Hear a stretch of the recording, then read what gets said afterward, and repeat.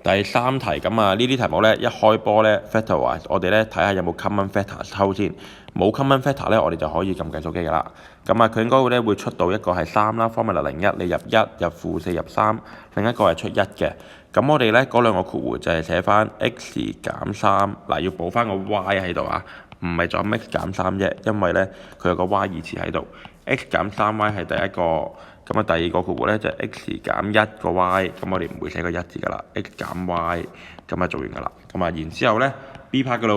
喎，咁啊 B part 呢頭3嚿嘢呢就同上面完全一樣嘅，咁所以呢我哋就會直接用翻啦。然之後去到後邊啦，嗱最好呢步呢分開咗做先，因為呢如果你有啲大意嘅話呢，起碼你咁樣寫呢會攞到第2分。即係會攞到分嘅，咁然之後後邊呢，先再諗下點樣抽，咁啊不過應該都簡單嘅，今次後邊抽個11出嚟呢，就係 x 減 3y 嚟嘅，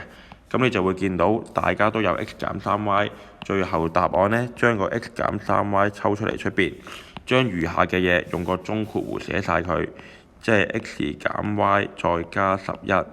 咁咪就後邊嗰度呢，唔使咁複雜嘅。就咁寫 x 減 y 加11都得㗎啦。如果下次呢，後邊呢個位複雜少少嘅時候呢，咁呢個中括弧就一定要落啦。如果唔係呢，你就會錯咗嘅。咁但係如果你今次嚟講其實唔複雜呢，你直接寫到 x 減 y 加11嘅應該都最尾 B part 答案就係咁樣啦。